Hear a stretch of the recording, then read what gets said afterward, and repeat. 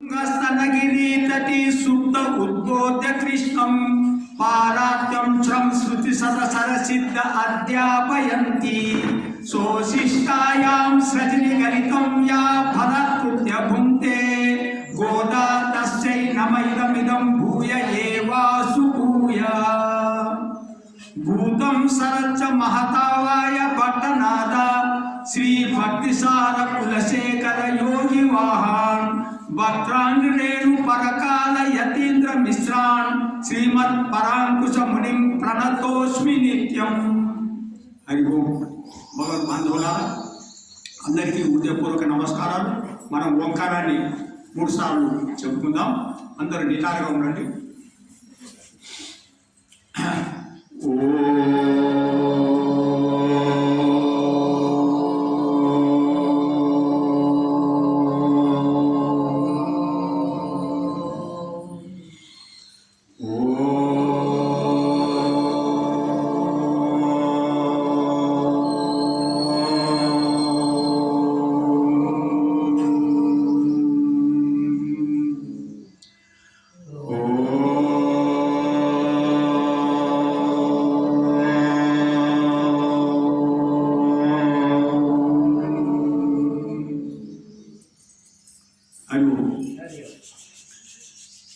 నిన్న 19వ పాసురంలో గోదాదేవి గోపికలు నీలాదేవిని శ్రీకృష్ణ పరమాత్మని ఇద్దరిని లేపడానికి ప్రయత్నం చేశారు.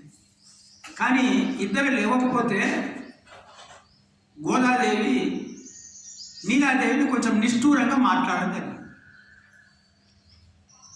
నిష్ఠూరంగా అంటే నీ స్వరూపము నీ యొక్క స్వభావము ఇది కాదు కదా అమ్మా అని అనడం జరిగింది. అంటే ఒక ఎత్తుపొడుపుగా మాట్లాడి అది కృష్ణయ్య కొంచెం కోపం అనిపించింది. అమ్మ కూడా బాధపడి ఉండొచ్చు. ఇప్పుడు ఈ యొక్క 20వ పాసురంలో అందుకోసమే ఈ గోదాదేవి గోపికలు అంటే గోదాదేవి కృష్ణుణ్ణి నీలాదేవిని గొప్పగా పొగుడుతున్నాయి. ఎందుకంటే నిన్న కొంచెం నిష్ఠురంగా మాట్లాడారు కదా, నేను చాలా బాధ పెట్టినాం కాబట్టి ఈరోజు ఆ తప్పు తెలుసుకున్నారేమో, వాళ్ళ యొక్క గుణాలని ఇంకా ఎక్కువ పొగుడుతున్నారు అనమాట. అది ఈ యొక్క 20వ పాసురంలో మనము 21వ పాసురాన్ని ఒకసారి అనుసంధానం చేసుకున్నాం. 30 அமரர்க்கும் முலிசென்று கப்பந்த விருக்கும் கலியே துயிலாய் செப்ப முறையாய் திரளுடையாய் செத்தார்க்கு வெப்பம் கொடுக்கும் விமலா துயிலாய் செப்பண்ண மெனுலை செவ்வாய் சுருமுழங்கள் நப்பின்னை நங்காய் திரவே துயிலாய் ஊக்கமும் தட்டொழியும் தந்துக்கும் மணாலனை இப்போதே எம்மே நீரெட்டாலோ రెంబావా. ఇక్కడ గోదాదేవి ఏమంటుందంటే కొంచెం వ్యంగ్యంగా మాట్లాడుతుంది. అంటే కొంచెం వ్యంగ్యంగా ఉంటుంది, మరి కొంచెం పొగిడినట్టు ఉంటుంది. ఇలా ఉంటుంది గోదాదేవి యొక్క ఈ కావ్యంలో. 33 అమరర్కం అంటే 33 అంటే 33 కోట్ల. 33 అంటే 33 కోట్లు. 33 అమరర్కం దేవతలు, 33 కోట్ల దేవతలు. 33 అమరర్కు మునిసెండ్రు ముందుగానే వెళ్ళి వాళ్ళ దగ్గరికి వెళ్తావు స్వామి నువ్వు. ఎట్లా 33 అమరర్కు మునిసెండ్రు కప్పంత విరుక్కు కలియే తువిలేలాయి. కప్పం అంటే వాళ్ళ యొక్క భయం పోగొడతావు. 33 కోట్ల దేవతలకు ఆపద వస్తుందేమని నువ్వు ముందే ఆలోచన చేసి నువ్వే స్వయంగా వాళ్ళ దగ్గరికి వెళ్ళి వాళ్ళ భయాన్ని పోగొట్టేటువంటి ఓ బలం కలవారా ఓ శ్రీకృష్ణ. ఏమయ్యా నీకు దేవతలేకే నువ్వు సహాయం చేస్తావా, మానవులకు మాకు చెయ్యవా? 33 కోట్లు ఉంటేనే నువ్వు సహాయం చేస్తావా? మేము 5 లక్షల మంది గోదాదేవి ఈ గోపికలు 5 లక్షల మందితో వస్తే నువ్వు చేయవా? అంటే నీకు అంత సంఖ్య కావాలన్నా, అంత సంఖ్య అంటే 33 కోట్ల మంది ఉంటేనే నువ్వు సహాయం చేస్తావా? 5 లక్షల మందితో నువ్వు సహాయం చేయవా? దేవతలకే సహాయం చేస్తావా, మాకు చేయవా? దేవతలు వాళ్ళు అమరులు, వాళ్ళకు సాయం చేస్తావా, మాకు సాయం చేయవా అన్న విధంగా అమ్మ అంత చమత్కారంగా మాట్లాడుతుంది. ఇంకా అది 33 அமரருக்கும் உனிசென்று கப்பந்தவிருக்கும் కలియే తూయిలెలాయ్ అంటే బలవంతుడు తూయిలెలాయ్ శత్తారుకు వెప్పం కొడుకు శత్తారు కంటే శత్రువులకు దుఃఖం కలిగిస్తాడు. శత్రువులు ఎవరమ్మా? పరమాత్మకు అందరూ బిడ్డలే, మరి శత్రువులు ఎవరు? ఆయనకు శత్రువులకు దుఃఖం కలిగిస్తాడట. అంటే ఆలోచిస్తే శత్రువులు ఆయనకు లేరు. ఆయన భక్తులు ఆయనను ఎవరైతే ఆశ్రయిస్తారో ఆశ్రయించిన వాళ్ళ శత్రువులకు ఈయన కూడా శత్రువే. అందుకోసం వాళ్ళకు దుఃఖాన్ని కలిగించేటువంటి వాడు ఏమని వాళ్ళకు దుఃఖం ఇస్తావు విమల అంటే ఇక్కడ దోషము లేనివాడా. విమల అంటే దోషం అంటే నిర్మలమైన మనసు గలవాడు ఆ పరమాత్మ. నువ్వు శత్రువులకు కూడా అంటే నిన్ను ఆశ్రయించిన వాళ్ళ శత్రువులకు దుఃఖం ఇస్తావు స్వామి. అలాంటి నిర్మల స్వభావమైనటువంటి ఓ శ్రీకృష్ణ మాకు దర్శనం ఇవ్వవా? మేము ఇంత పొద్దుగాల వచ్చి ఇంత బాధగా మేము నిన్ను అరుస్తూ ఉంటే దేవతలేమో నిన్ను అడగలే, వాళ్ళేమో ఒక ప్రయోజనం, వాళ్ళు నీ దగ్గరకు వస్తారు, నిన్ను ఆశ్రయిస్తారు, మాకు రాజ్యం కావాలంటారు. మేము ఏం కోరము. మేము ఏం కోరుతాము? మా కోరిక ఏంటిది? ఈ గోదాదేవి గోపికలకు ఒక కోరిక ఏంటిదమ్మా? ఉదయాన్నే వచ్చి ఆ స్వామి వారిని దర్శనం చేసుకోవడమే మా కోరిక. నువ్వు ఇంకా మా మీద దయతాలు తచ్చవా? లేచి నిద్ర రావా అని అడుగుతుంది. విమల తూయిలేలా అంటే నిద్ర నుంచి లేచి రావా ఓ స్వామి అని ఇంత ప్రాధేయపడుతున్నాడు. కృష్ణ పరమాత్మ లేవలే. అప్పుడు చూసిండు కృష్ణ పరమాత్మ లేస్తలేడు, ఎందుకంటే కోపం వచ్చినట్టున్నది ఆయన. సో అమ్మవారిని కొంచెం పొగుడుదాం, అమ్మవారిని వర్ణిద్దామని అమ్మవారిని మెచ్చుకుంటే స్వామి సంతోషపడతాడని ఇప్పుడు అమ్మవారిని ఏమంటారు? చెప్పన్న మేన్ములై చెవ్వాయి సిరుమరంగల్. నేను అమ్మవారి యొక్క అవయవ సౌందర్యాన్ని వర్ణిస్తుంది తల్లి. చెప్పన్న మేనుములై అంటే ఈ యొక్క బంగారు కలిసమ లాంటి రూపం కలిగినటువంటి వక్షజాలాలు ఉన్నటువంటి అమ్మ అంత విధంగా. ఆ తర్వాత చెప్పన్న మేనుములై చెవ్వాయి అంటే దొడ్డ పండు లాంటి పెదవులు ఉండగలదాన అంటే ఎర్రని పెదవులు ఉన్నటువంటి ఓ అమ్మ.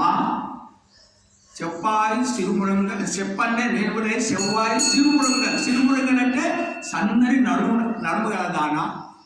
ఇది అంటే ఇంకొక రకంగా అమ్మని ఇంత సౌందర్యంగా చెప్తుందంటే అమ్మ యొక్క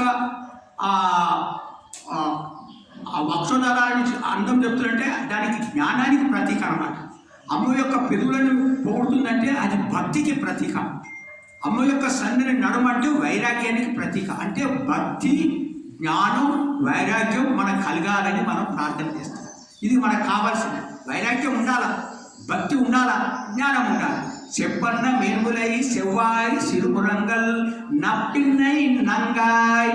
నప్పిన్నై అంటే నప్పిన్నై అనేటువంటి పేరు అంటే నీలాదేవి. ఓ నీలాదేవి నప్పిన్నై నంగాయ్ అంటే పూర్ణురాలు, పరిపూర్ణ నీ దగ్గర ఉన్నదమ్మా. తిరవే అంటే లక్ష్మితోని సమానురాలైనటువంటి ఓ నీలాదేవి. నప్పిన్నై నంగాయ్ తిరవే నువ్వు లేవమ్మా అని ప్రార్థన చేస్తే అప్పుడు అమ్మన్నదంట నేను మీ గురించి ఆలోచన చేస్తున్నానా, మీకు ఏమి ఇవ్వాలి అని నేను ఆలోచన చేస్తున్నా, మీకు ఏం కావాలి అని అడిగినట్టు అనిపించి మీరు చెప్తున్నారు. ఏం కావాలంటే చెప్తున్నారు ఉక్కం. ఏది ఉక్కము?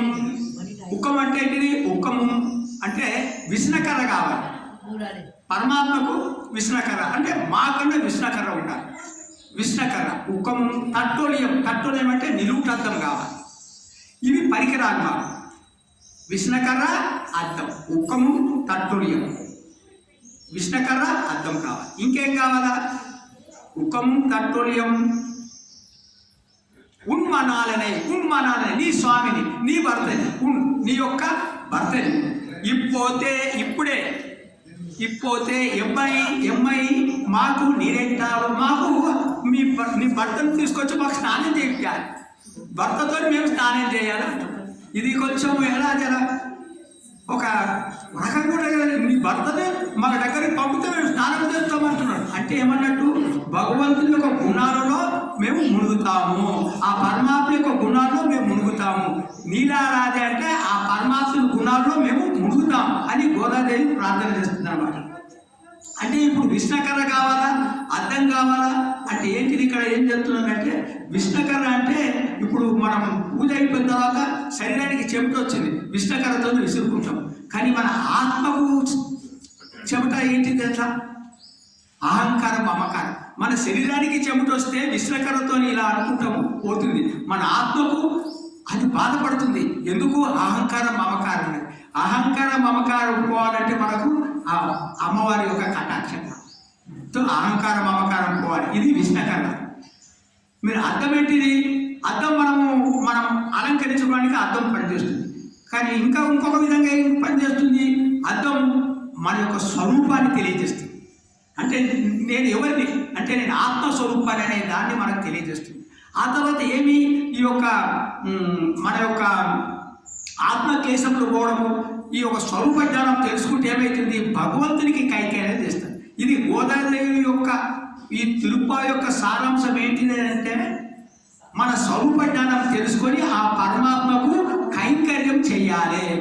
అంటే కైంకర్యం చేయడమే ఈ యొక్క గోదాదేవి యొక్క ఆశయం మనందరినీ.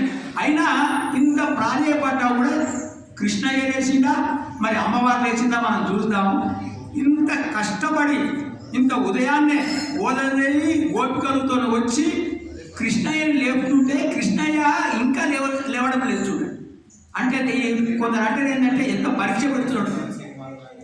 ఇంత ఉదయం వచ్చి ఇంత బాధపడితే కృష్ణయ్య లేచి రావచ్చు కదా. ఆల్రెడీ కృష్ణయ్య వీళ్ళకు ఈ తిరుపాయ వ్రతానికి కావాల్సిన పరికరాలు ఇస్తానని చెప్పి పొద్దున్నే రమ్మన్నాడు.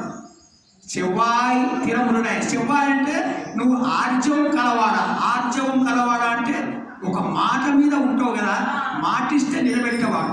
ఏదైతే మనసులో ఏదైతే అన్నాడో ఆ మాట ఇచ్చాడు. నిన్న మాకు మాట ఇచ్చినావు, ఆ మాటను నెరవేర్చాలి కదా. నువ్వు ఆర్జవం కలవాడు కదా. చెవ్వాయి అంటే నువ్వు ఆశ్రితులు, నిన్ను ఎవరైతే ఆశ్రయిస్తావో వాళ్ళని రక్షించేవాడు. నువ్వు మాట ఇచ్చి తప్పనివాడు కావు. అటువంటి వాడి నిన్న మమ్మల్ని రమ్మని చెప్పి ఇంకా నిద్రకి లేకపోతే ఏంటిది అని ఈ రకంగా వీళ్ళు ఎన్నో రకంగా ప్రార్థన చేస్తున్నారు. మనం రేపు చూద్దాం మరి ఎవరు లేచిరు. కృష్ణయ్య లేచినా, నీలదేవి లేచినా రేపు. హరే నమః, హరే నమః, హరే నమః. సచ్చిదానంద రూపాయ విశ్వోత్పత్యాది హేతవే తాపత్రయ వినాశ